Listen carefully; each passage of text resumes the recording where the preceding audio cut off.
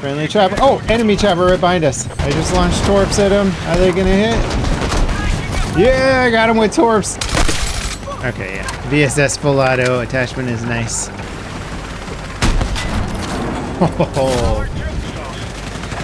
Oh, I rammed that motorcycle. Roadkill. Oh, no. Ah! I got invited to an early playtest to check out Battlefield 6 Season 4 Phase 1, which is the new map Suru Reef. And I gotta say, it's freaking incredible. Not just visually, but from a mechanics standpoint. The new water looks epic and the boats feel amazing on it. Naval combat is fun. The boats have a lot of opportunities to do cool things on the island. The map is huge. And there's so many different forms of combat you can get into across this cool, new, massive, epic naval map. Now, aside from one of the objectives on this map having essentially a copy and paste job of the Hainan Resort building, the rest of the map is entirely unique. Aside from looking beautiful, it plays incredibly well, offering all kinds of infantry firefight opportunities, high vantage points for sniping, plenty of armored vehicle combat versus both infantry and air. This map just does such a good job of engaging you in so many different forms of combat as you move throughout the massive amount of capture points. It goes all the way from A to I with the number of capture points here, and it definitely keeps you busy running around the map trying to get new capture points. There's definitely never a lull in activities, although you may need to open your map from time to time to actually figure out where you're going, just due to the size and me not being able to remember, like, which one is objective I again? There's so many of them, I'm getting confused. Now, there's a lot to talk about, but the boats are really where we got to start. There's the new attack patrol boat, which is awesome. It's a little trickier to drive than I remember the previous boat being, and some of the reverse controls are not what they used to be. It actually kind of threw me off at first. I got used to it, but if you're coming from, say, how boats have behaved in previous Battlefield games, well, DICE has done a deeper job here with the physics. The turning actually feels much more realistic, but now more challenging. I like this. It gives boats a higher skill ceiling, and moving around the maps quickly, especially on the patrol boat, which is just harder to maneuver, is going to be a whole new skill set, one which I look forward to mastering. The patrol boat is also loaded with armaments. The driver gets an explosive round gun that's ideal for taking out infantry and light armored vehicles. It also has anti-air lock-on rockets, which can be very useful, especially when there's two patrol boats working together to take down the jets that are otherwise going to pester you all around. And you also get two guided torpedoes, which I managed to kill a patrol boat with at one point. The second seat gets what is essentially an artillery cannon. This one's interesting. If you aim it forward, it will fire more like a traditional cannon in any Battlefield game. But if you aim it up, you will notice your mini-map gives you a little targeting reticle.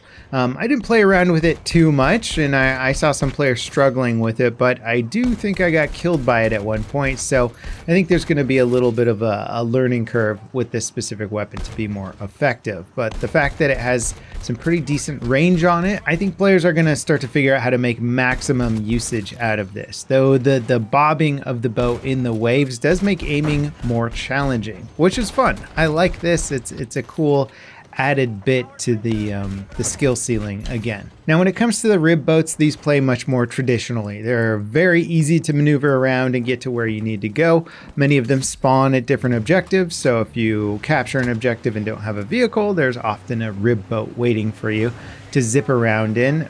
They're fun. They got a mounted machine gun on there. They make decent beach landings. You can jump them off the beach into buildings and do all kinds of fun shenanigans with them. These are solid, and I hope to see them appearing in many more maps. Now, it does feel like jets and helicopters are going to have quite the opportunity to dominate this map if there's skilled enough pilots, and there were some pretty skilled pilots in our servers taking out boats and everybody and everything on these islands. So just like Paracel Storm, if there's a good pilot up, they're going to potentially make a big difference on this map.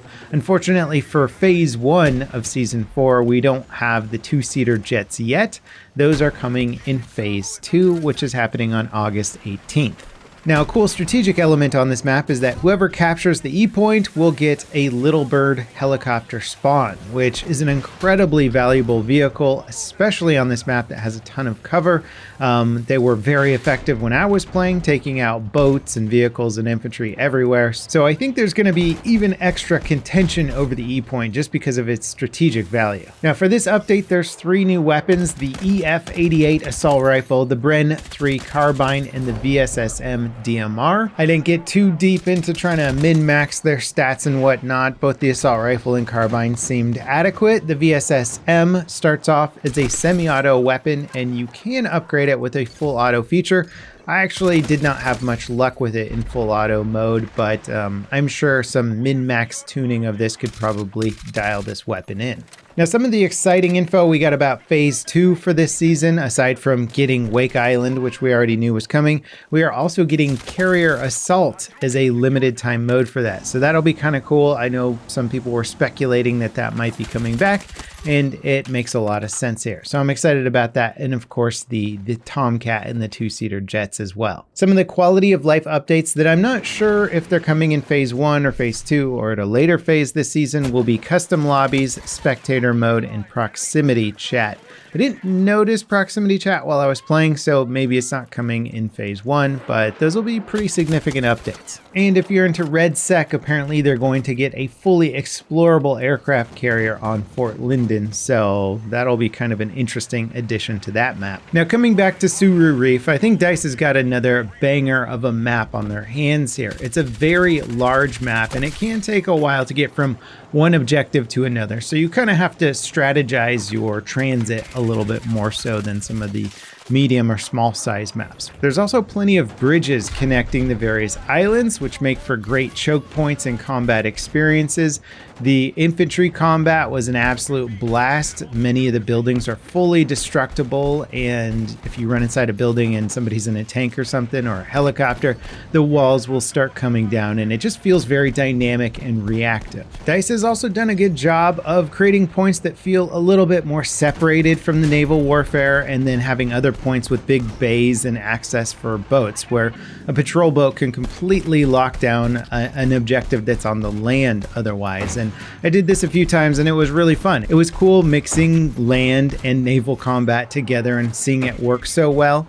The central area of the map has a large hill, which can of course be used for sniping, but it also creates these fun sort of top-down assaults on, say, Objective Point F, which was one of my favorite zones to fight over. Now, I didn't play on the more linear experiences like Breakthrough or anything like that, but due to the scale of the map, I can't see why it couldn't be incredibly fun here. And given the quality of the Conquest layout and how much fun I was having with it, I'm going to give DICE the benefit of the doubt and say that Breakthrough is probably also fantastic here. DICE seems to be proving right now that they can consistently deliver fantastic maps. All of their more recent maps have been great. This one is no exception, and I have no reason to believe that Wake Island will not also be good based on what I've seen from the trailer. This is exciting. I think DICE is absolutely knocking it out of the park.